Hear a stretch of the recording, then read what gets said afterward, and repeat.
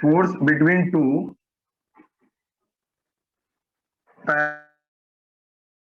parallel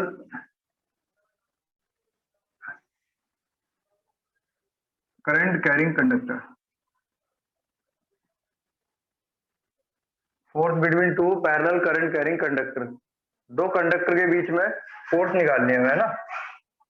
तो देखना, दो करंट कैरिंग कंडक्टर है जिनके बीच में फोर्स निकालनी है, और बहुत सिंपल डेरिवेशन है, समझना जरा। मान लीजिए मेरे पास दो करंट कैरिंग कंडक्टर जो कि एक दूसरे के पैरेलल रखे हुए, ये रहे और एक ये रहा। इसमें करंट जा रहा है मान लो I1, इनफाइनाइट लॉन्ग है दोनों, इसमें करंट जा रहा है I2, और दोनों के बीच की दूरी आप D मान सकते हो या A भी मान सकते हो। अब एक बात बताओ, ये वाला जो I1 वाला है, अगर ये करंट कैरी कर रहा है तो इसके चारों तरफ इसकी मैग्नेटिक फील्ड होगी ऐसे, है ना। और जो इसकी मैग्नेटिक फील्ड होगी B1, और जो दूसरा वाला है उसके चारों तरफ उसकी मैग्नेटिक फील्ड होगी जो होगी ऐसे, कितना B2। तो I1 वाले की मैग्नेटिक फील्ड है B1 और I2 वाले की मैग्नेटिक फील्ड है B2। अगर आप ध्यान से देखो, कोई करंट कैरिंग कंडक्टर अपनी मैग्नेटिक फील्ड की वजह से अपने ऊपर फोर्स नहीं लगाता, हमेशा जो फोर्स होगी वो दूसरे की वजह से होगी। जैसे यहाँ पर जो फर्स्ट वाले की फोर्स सेकंड पर लगेगी, सेकंड वाले की वजह से फर्स्ट पर लगेगी। अब ये जो फोर्स लगेगी होगी कितना वो देख लेते हैं। तो देखना, consider two parallel current carrying conductor placed d distance apart.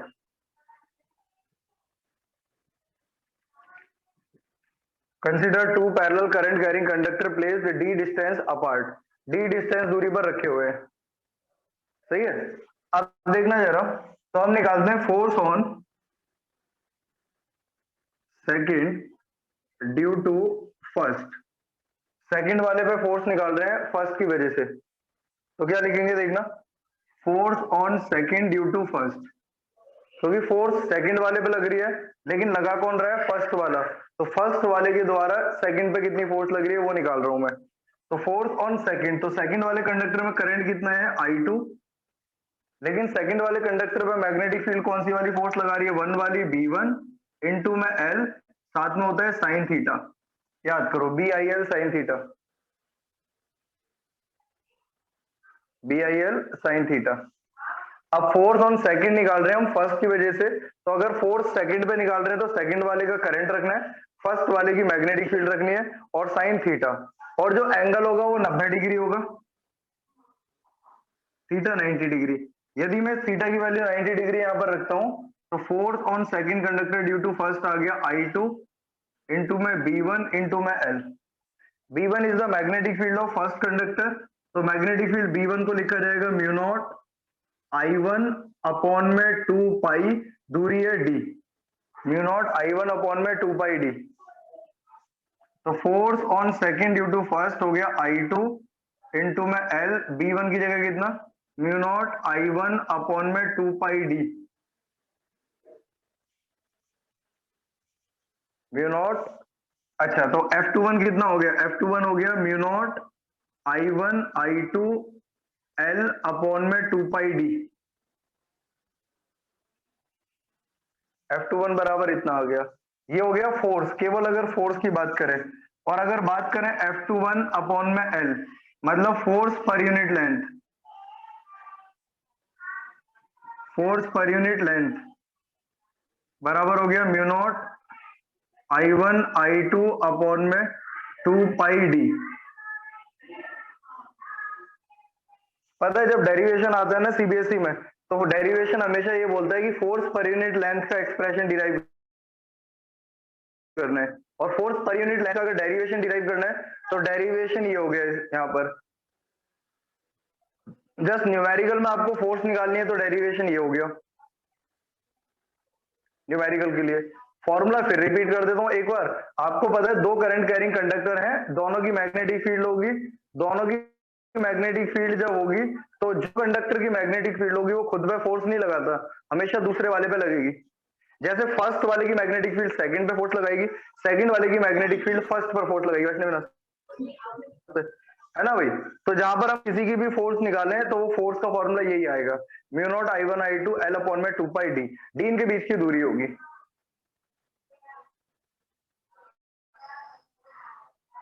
वैभव आया हुआ है क्या तू? वैभव अल्लाह गायब हो जाता है बीच में। तो ये पेज नंबर 1 है, तो यार रिकॉर्डिंग कर लियो ना, और एक बार भेज भी दियो पेज नंबर 1। भाई ये इंपॉर्टेंट टॉपिक है, पहले ही बता देता हूँ, फोर्स पर यूनिट लेंथ वाला, और इस साल अगर उसमें आ भी जाए CBSE में तो कोई बड़ी बात नहीं है।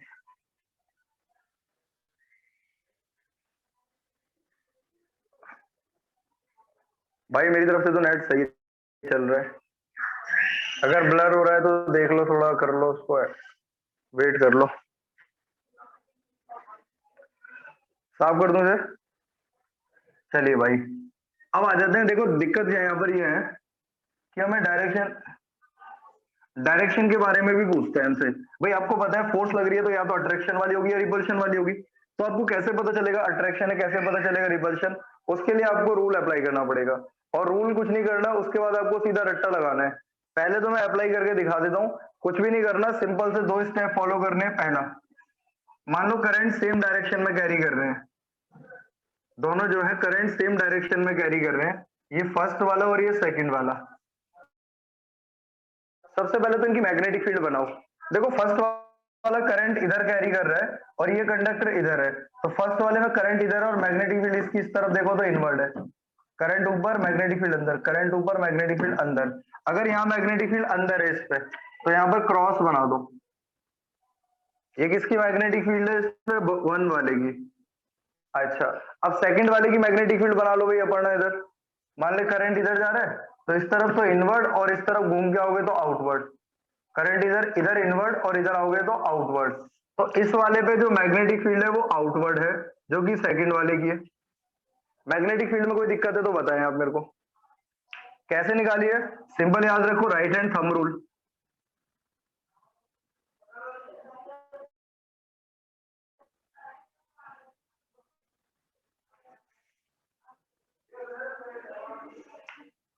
अब आपको क्या करना है दूसरे स्टेप में, सेकंड स्टेप में लगाना है फ्लेमिंग्स का left hand rule, Fleming's left hand rule. Fleming left hand rule क्या कहता है? देखो इस वाले पे अगर हम बात करें तो मैग्नेटिक फील्ड अंदर है, करंट ऊपर है, तो F B I, force left की तरफ, थंब इधर है लेफ्ट में, लेफ्ट हैंड रूल यूज करना है भाई।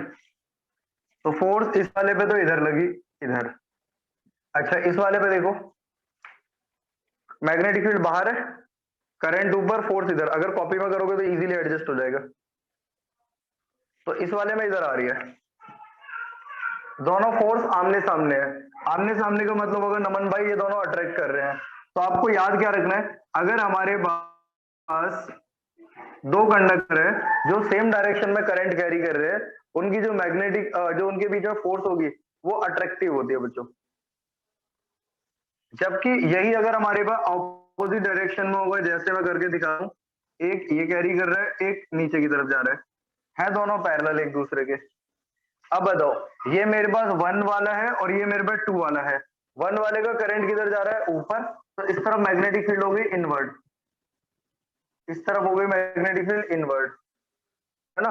तो करंट ऊपर मैग्नेटिक फील्ड अंदर, तो इस वाले पे जो मैग्नेटिक फील्ड है वो इनवर्ड है पहले वाले की, दूसरे वाले की निकालो, इसमें करंट किधर जा रहा है? नीचे, तो मैग्नेटिक फील्ड राइट साइड में कैसी हुई? इस तरफ इनवर्ड, तो मतलब इस वाले पे भी मैग्नेटिक फील्ड इनवर्ड है सेकंड वाले की। अगर डायरेक्शन ऑफ फोर्स देखते हो फ्लेमिंग्स लेफ्ट हैंड रूल से, तो इस पर फोर्स इधर आएगी और इस पे फोर्स इधर आएगी, दोनों फोर्स एक दूसरे से अपोजिट डायरेक्शन में है, इसका मतलब ये कर रहे हैं एक दूसरे को रिपेल। आपको याद क्या रखना है कि अगर सेम डायरेक्शन में करंट है तो अट्रैक्शन है, ऑपोजिट डायरेक्शन में करंट है तो रिपल्शन है, किसी भी केस में इसमें। एक बात, दूसरी बात, आपको याद होगा अगर यहाँ पर मैग्नेट ये जो फोर्स है दोनों कैसी डायरेक्शन में? ऑपोजिट डायरेक्शन में, यहाँ पर ये अट्रैक्शन कर रहा है एक दूसरे को, अट्रैक्शन कर रहा है, यहाँ पर ये दोनों एक दूसरे को रिपेल कर रहे हैं।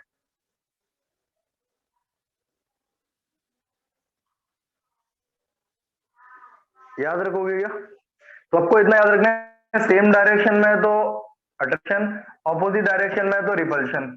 अब इसके ऊपर जो क्वेश्चन आता है वो क्वेश्चन ज्यादातर जो पूछा जाता है ये वाला पूछा जाता है। अब जो बता रहा हूँ इसको स्क्रीनशॉट ले एक बार। भाई दो रूल लगाने फिर बता रहा हूँ। थंब रूल लगा देना, मैग्नेटिक फील्ड की डायरेक्शन निकाल लेना। लेफ्ट हैंड फ्लेमिंग्स का रूल लगा देना, डायरेक्शन ऑफ फोर्स निकाल देना। वहां से आपको आइडिया आ जाएगा। मान लो ये सब भी नहीं लगा पाते तो इतना याद रखना, सेम डायरेक्शन में करंट है तो अट्रैक्शन, ऑपोजिट डायरेक्शन में तो रिपल्शन। क्योंकि एग्जाम टाइम पर ना इसमें क्या होता है, कंफ्यूजन हो जाती है। तो चार्ज वाले से कंपेयर कर लेना, चार्ज वाले में जो होता है उसका उल्टा ऐसे याद रख लेना। जैसे चार्ज अगर लाइक चार्ज है तो लाइक चार्ज क्या करते हैं, रिपेल, जबकि लाइक डायरेक्शन में करंट अट्रैक्ट करता है। अनलाइक चार्ज क्या करते हैं, अट्रैक्ट। अगर अनलाइक चार्ज अट्रैक्ट कर रहे तो उसका उल्टा याद रख लो। अनलाइक अगर कंडक्टर अनलाइक करंट होगा मतलब ऑपोजिट डायरेक्शन होगी तो उल्टा होगा, रिपेल होगा। चार्ज वाले से उल्टा होता है, इसका ऐसे याद रख लोगे तो तुम्हें दोनों में कंफ्यूजन नहीं होगी। बोलो भाई,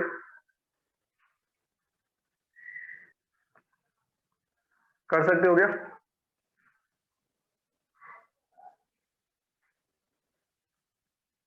किसी को भी अगर प्रॉब्लम है भाई तो पूछ सकते हैं। लक्की भाई, खुशी,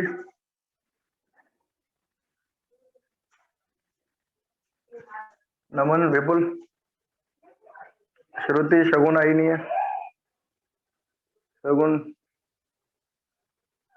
श्रुति भी नहीं आई। चलो देखो भाई, अब बात करते हैं जरा एक क्वेश्चन की। क्वेश्चन कुछ इस प्रकार है, क्योंकि ये काफी फेमस क्वेश्चन है इसलिए इसमें बता दे रहा हूँ। मान लो कि करंट कैरिंग वायर है जो करंट कैरी कर रही है I1। एक लूप है जो इसके पैरेलल ऐसे रखा है इसी के प्लेन में, ऐसे। इसमें करंट जा रहा है मान लो क्लॉकवाइज, ये।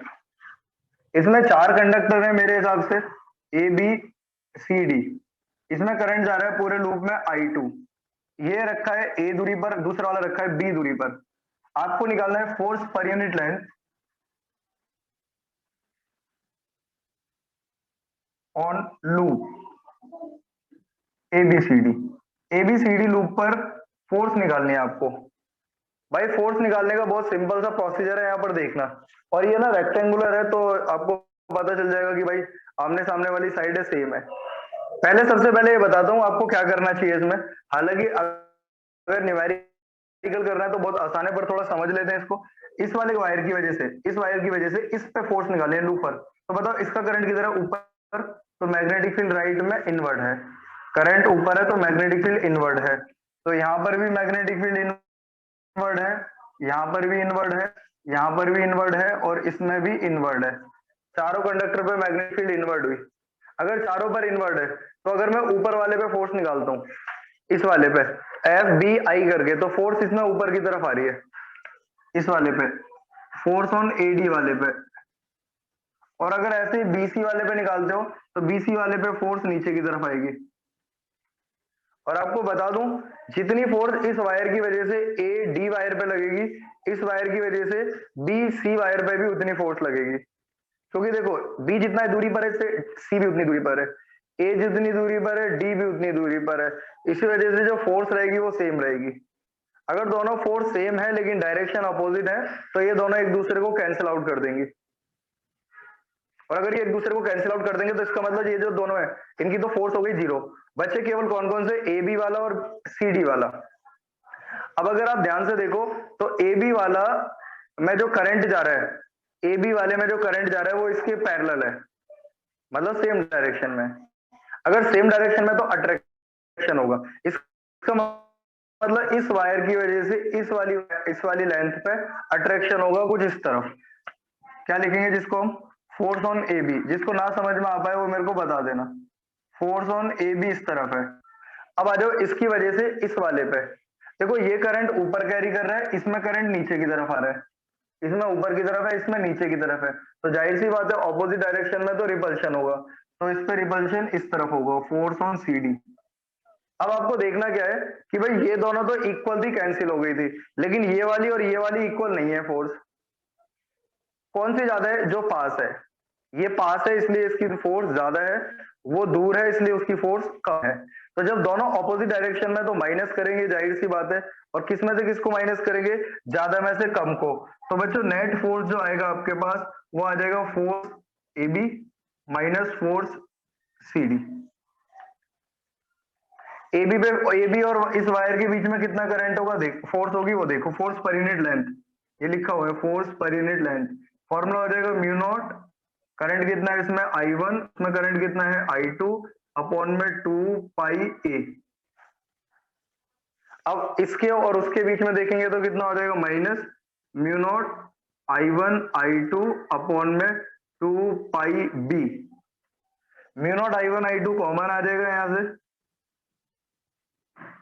2 पाई भी कॉमन आ जाएगा यहां से, अंदर बचेगा 1 अपॉन में ए माइनस 1 अपॉन में बी। तो ये नेट फोर्स आ गई इस लूप के अंदर, लूप के ऊपर।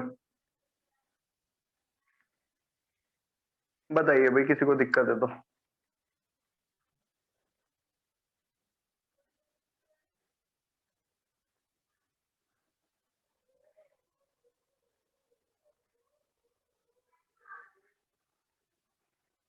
जिसको भी दिक्कत है मेरे से पूछ लो एक बार। बस इतना याद रखना, ऊपर वाला और ये नीचे वाला कैंसिल है, पैरेलल वाले के बीच में लगेगी। ये वाला इसके परपेंडिकुलर है, ये वाला भी परपेंडिकुलर है, तो याद रखो जो परपेंडिकुलर वाले हैं वो तो खत्म हो लेंगे, बचेंगे पैरेलल वाले। पैरेलल वाले की कैसे निकालनी है वो मैंने आपको समझा दिया है। अगर फिर भी किसी को डाउट है तो मेरे से पूछ सकता है। चलो पेज नंबर 3।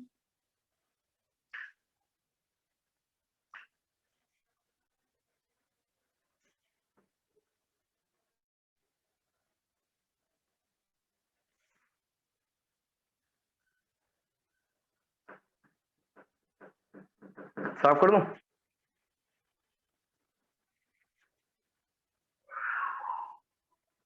चलिए बहुत बढ़िया। ये हो गया current force between two parallel current carrying conductor का टॉपिक। अच्छा जी,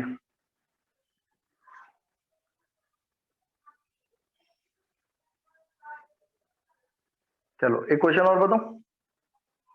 देखो एक क्वेश्चन और बताता हूँ इसी टॉपिक पे बेस्ड है। मान लो दो करंट कैरिंग कंडक्टर, फिर आगे नया टॉपिक स्टार्ट करेंगे। ठीक है जी, ये ऐसे मान लो इधर है। तो ये मेरे पास 1 है, इसमें करंट मान लो I1 और इसमें करंट मान लो I2। कुल मिला के दूरी है दोनों के बीच में d। अच्छा, करंट ऑपोजिट डायरेक्शन में, और अगर ऑपोजिट डायरेक्शन में होता है तो क्या करते हैं, एक दूसरे को रिपेल करते हैं, सही है ना, एक बात। और अगर मैं इसको सेम डायरेक्शन में करता हूं तो करेंगे अट्रैक्ट, ये अट्रैक्ट, तो ऐसे में अट्रैक्ट करेंगे। सही है क्या?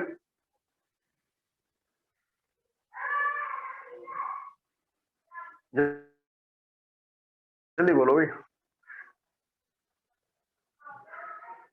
तो ये वाला इधर फोर्स लगाएगा, ये वाला इधर फोर्स लगेगी, ऐसे रहेगा। अब आपको फाइंड करना है, find a point where net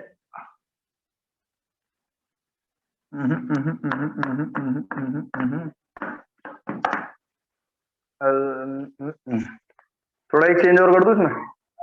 ये तो हो गया यहाँ पर है ना, पहला ये तो समझ में आ गया, एक चेंज कर देता हूँ ताकि शायद क्वेश्चन अच्छा बन जाए। ये हो गया यहाँ पे। अब देखना, एक तीसरी वायर हमने इसके बीच में रखी, ये मान लो फर्स्ट सेकंड वाली पहले वाली है ना। अब ये तीसरी वायर मैंने इनके बीच में रखनी है कहीं पे, और और इसको करूंगा इधर, तो ये इधर खींच लेगा, इसको इधर, हाँ ठीक है। अब ये वाला है, एक वायर रखी मैंने जिसमें मान लो, तो मैं आसान करने के लिए मैं इसमें करंट 1 एम्पियर मान लेता हूँ, और इस वाले का करंट मान लेता हूँ आई, और इसको भी मान लेता हूँ आई, या इसको आई मान लेता हूँ, इसको 2i मान लेता हूँ। ठीक है भाई, अब आपको बताना है find a point where net force on a conductor carrying current I बराबर 1 एम्पियर इज 0। क्वेश्चन समझ में आया कुछ? दो कंडक्टर थे 1 और 2 नाम के, आपको बताना है कहां पर एक कंडक्टर को रखा जाए ताकि उस पर नेट फोर्स 0 हो जाए। समझे कि नहीं समझे कुछ?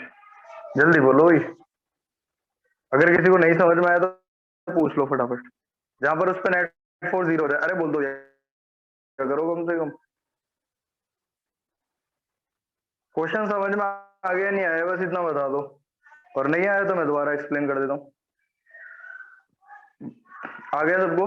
चलिए अब एक बात बताओ, इन दोनों के बीच की दूरी कितनी दे रखी है? डी दे रखी है, हमें रखना है इस थर्ड वाले को। एक बार फिर बताऊं, देख भाई कार्तिक, ये मान ले दो करंट कैरिंग वायर है जो ऐसे करंट कैरी कर रही है, तब दे रखा है इसमें करंट 1 एम्पियर है, उसमें टू, इसमें आई है और 2 आई है। बोल रहा है एक हमें बीच में एक वायर रखनी है इसके, कोई एक वायर रखनी है इसके बीच में, ये रही, जिसमें करंट 1 एम्पियर जा रहा है। बताओ उसे कहां रखें ताकि इस पर नेट फोर्स 0 हो जाए, इस 1 एम्पियर पे,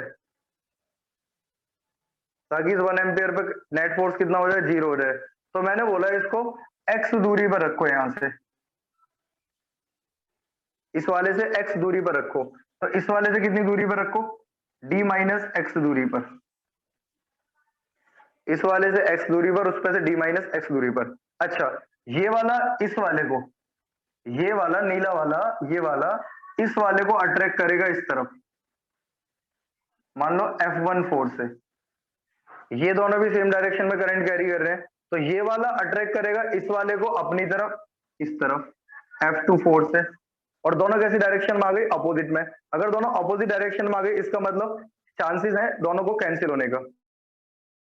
अगर दोनों सेम डायरेक्शन में होती तो कोई चांस नहीं होता, अभी चांस है क्योंकि दोनों फोर्स अपोजिट डायरेक्शन में आ रही है, दिमाग साथ लेकर जाना है। अगर मान लो कोई कंपटीशन में ये दिख जाए, तो अगर ये बात समझ में आ गई तो अब कुछ नहीं करना, दोनों फोर्स को इक्वल कर दो, क्योंकि हमें क्या करना है?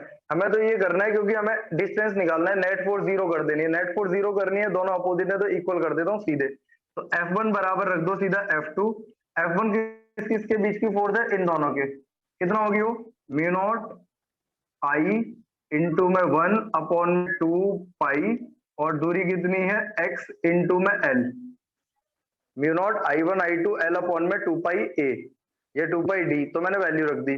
F2 वाले किस किस के बीच के? इस वाले के और इस वाले के, तो वो कितनी होगी? म्यू नॉट, उसका करंट कितना है? 2i इंटू में 1 अपॉन में 2 pi d minus x into में l, l से l कैंसिल, i से i कैंसिल, म्यू नॉट से म्यू नॉट कैंसिल, 2 पाई से 2 पाई कैंसिल, बचेगा मेरे पास कितना? 1/x, यहाँ पर बचेगा 2 अपॉन में d माइनस एक्स, और अगर ये इधर से इधर आ जाएगा तो d माइनस एक्स बराबर हो जाएगा 2x, और x बराबर आ जाएगा d/3, x बराबर आ गया d/3।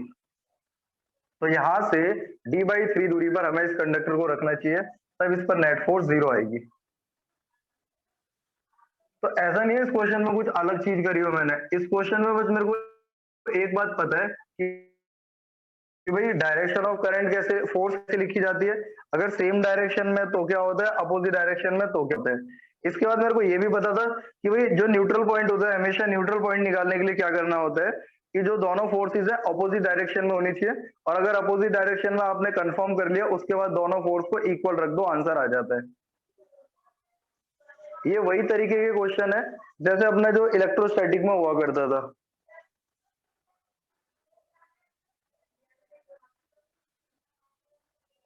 हो गया क्या भाई?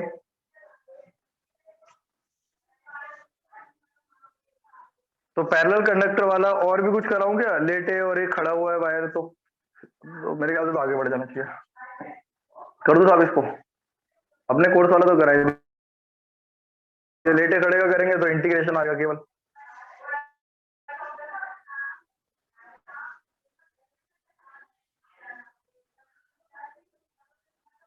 कर दो साफ, बता दूं क्या? एक बार लेटी खड़ी है तो इसको साफ कर दे रहा हूँ, जल्दी बोलो भाई।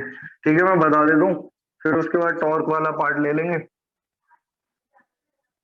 सुनो, मान लीजिए मेरे पास ऐसे करके है, देखो जब ऐसी कंडीशन आ जाए ना तो इंटीग्रेशन मेथड से ही काम करना है हमें। ये मान लो इसमें करंट कितना जा रहा है भैया, आज का I1, एक दूसरी वायर है लेकिन जो लेटी हुई है ऐसे, कहीं भी करंट दौड़ा लो, इसमें करंट जा रहा है इतना I2।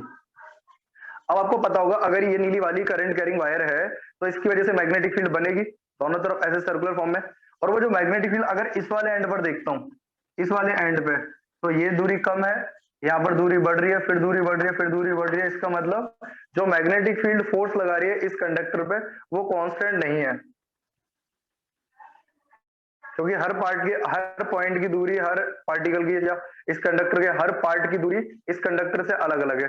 अगर आप यहाँ पर लेते हैं तो दूरी अलग है, यहाँ पर लेते हैं तो दूरी अलग है, यहाँ पर दूरी लेते हैं तो अलग है, यहाँ पर लेते हैं तो अलग है। इसका मतलब मैग्नेटिक फील्ड सब जगह एक समान नहीं है। अगर मैग्नेटिक फील्ड एक समान नहीं है तो हमें क्या करना पड़ेगा, इंटीग्रेशन का प्रयोग करना पड़ेगा। अब अगर इंटीग्रेशन का प्रयोग करते हैं तो क्या करना पड़ेगा, तो इंटीग्रेशन करने के लिए ना बड़े ध्यान से यहाँ पर एलिमेंट लेने पड़ते हैं। मान लो इसमें करंट I1 है तो इसमें कितना है I2।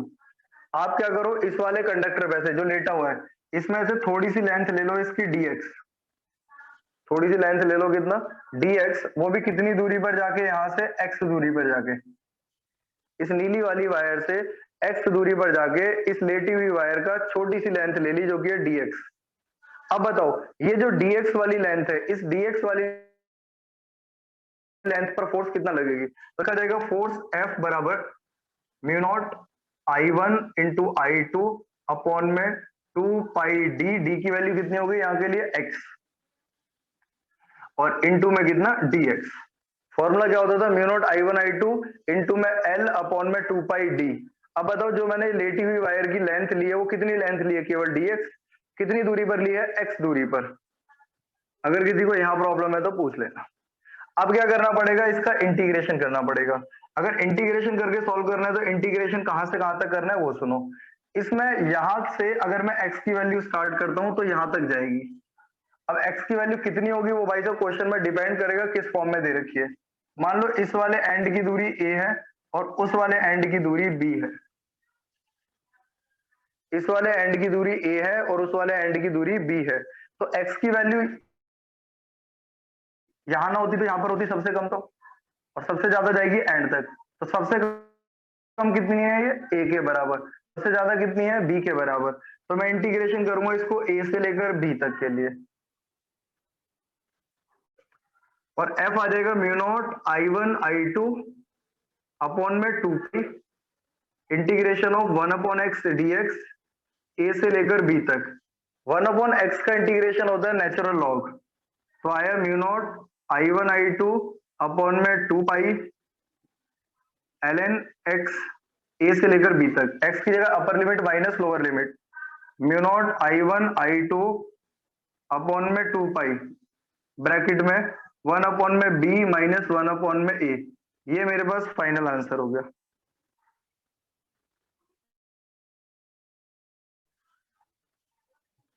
तो जब भी एक वायर खड़ी है और एक वायर लेटी हुई है तब आपको फोर्स का फॉर्मूला ऐसे निकालना है।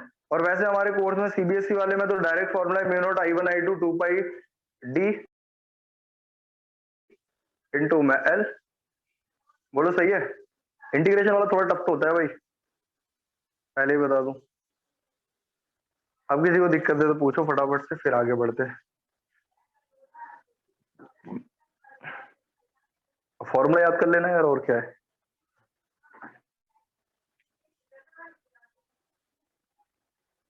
तरीका है ये, इतना मैं बता दूं।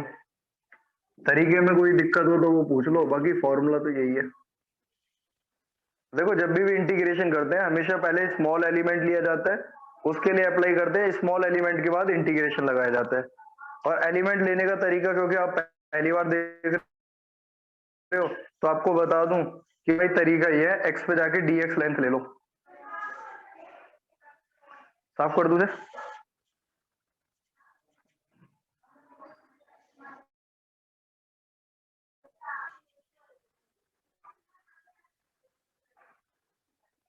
साफ कर देता हूँ, चलो गई।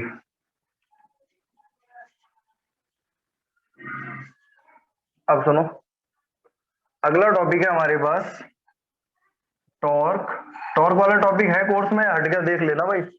Torque on current carrying loop, course में है ये, है ठीक है। Torque on current carrying loop, किसी करंट कैरिंग लूप पर कितना टॉर्क लगेगा मैग्नेटिक फील्ड में। भाई आपका पंखा है, पंखा घूम रहा है, पंखे घूमता है तो उसके अंदर एक कॉइल होती है और उस कॉइल पे टॉर्क लगता है, इस वजह से घूमती है। हर वो चीज जिसको आप करंट पास कराते हैं और वो घूमती है तो उस पर टॉर्क लगता है, चाहे वो आपका गैल्वेनोमीटर की मशीन हो, चाहे वो एमीटर की मशीन हो, चाहे वो पंखा हो, चाहे वो मोटर हो, चाहे जो भी चीज है। तो हर वो चीज जिसमें आप करंट पास कराते हो और वो घूमता है उसमें मैग्नेटिक टॉर्क लगता है। और मैग्नेटिक टॉर्क कितना होता है वो हम समझेंगे। उसको समझने के लिए आपको बड़े ध्यान से डायग्राम समझना पड़ेगा। और डायग्राम में आपको क्या करना पड़ेगा, देखो पहले तो मैं समझा देता हूँ और नहीं समझ में आए तो रट्टा लगा लेना। टॉपिक क्या है देखो जरा, ये कॉइल है कोई, जैसे मान लो रेक्टेंगुलर कॉइल के लिए करना होता है हम लोगों को, ये रेक्टेंगुलर कॉइल है और जो ये रेक्टेंगुलर कॉइल है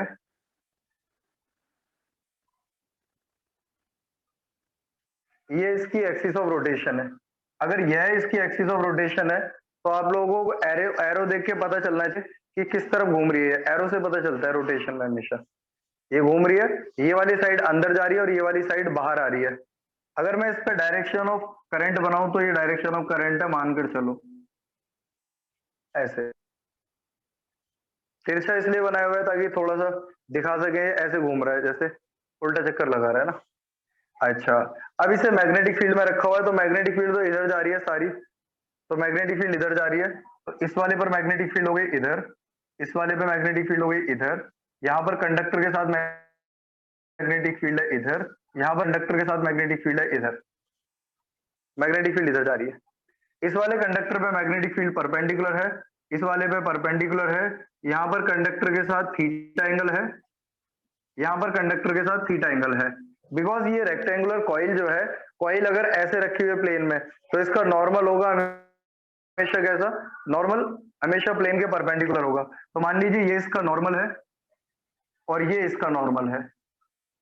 नॉर्मल के साथ जो एंगल बन रहा है वो अल्फा बन रहा है, यहां पर भी नॉर्मल के साथ जो एंगल बन रहा है अल्फा बन रहा है।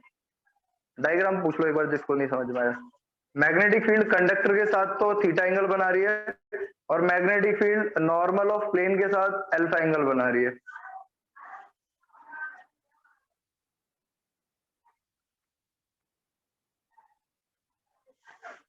सही है भाई। अब हमें क्या करना है, हर एक एक करना है, इंडिविजुअली फोर्स को लिखना है। मान लीजिए ये वाला कंडक्टर जिसकी लेंथ है एल और ये जो है इसकी चौड़ाई है बी, लंबाई एल है चौड़ाई बी है। तो देखना जरा, लिखना पड़ेगा कुछ या हो जाएगा। भैया लिख देता हूं, angle between magnetic field and conductor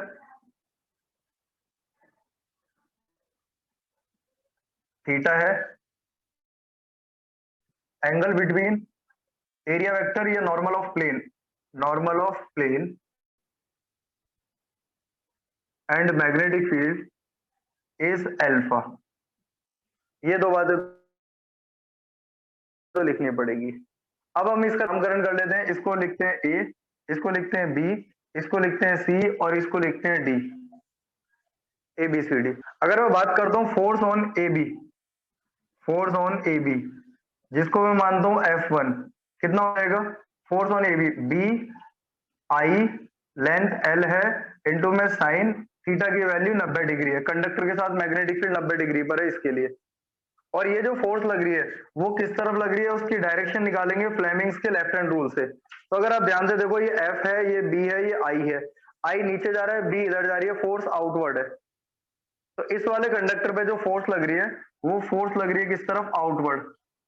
हर जगह आउटवर्ड फोर्स लग रही है F1। अब नीचे वाले कंडक्टर पे लिखते हैं बीसी वाले पे, फोर्स ऑन बीसी, इसको मान लो F2। बी आई लेंथ कितनी है इसकी बी इंटू में sine theta. Direction of force किधर है, क्योंकि ये जो लूप है ऐसे घूम रहा है तो ये वाली साइड तो अंदर जा रही है, ये बाहर आ रही है, ये वाली भी अंदर की तरफ होगी। समझ रहे हो आप लोग, बीसी साइड में करंट जो है किधर लेंगे, अंदर की तरफ लेंगे। अगर करंट अंदर लेंगे तो एफ बी आई, करंट अंदर, मैग्नेटिक फील्ड इधर, फोर्स नीचे। इस वाले में बाहर ऐसे करके करंट चल रहा है, फोर्स किधर, नीचे। तो ये वाली फोर्स लगी नीचे की तरफ, कितना, F2। तो ये तो लगी हमारे पास कितना, आउटवर्ड, ये वाली लगी डाउनवर्ड। ऐसे ही उस वाले पे लिखना है, CD वाले पे। तो फोर्स ऑन CD कितना आ जाएगा, देखो, फोर्स ऑन CD F3 बराबर BIL, और साइन 91 हो गया। इस वाले पे मैग्नेटिक फील्ड 90 डिग्री पर है, इस वाले पे। Direction of force F B I, I ऊपर है, B इधर है, F B I, तो I इधर, ऐसे हुआ फोर्स। इसमें फोर्स इनवर्ड है, इनवर्ड। अगर जिसको दिख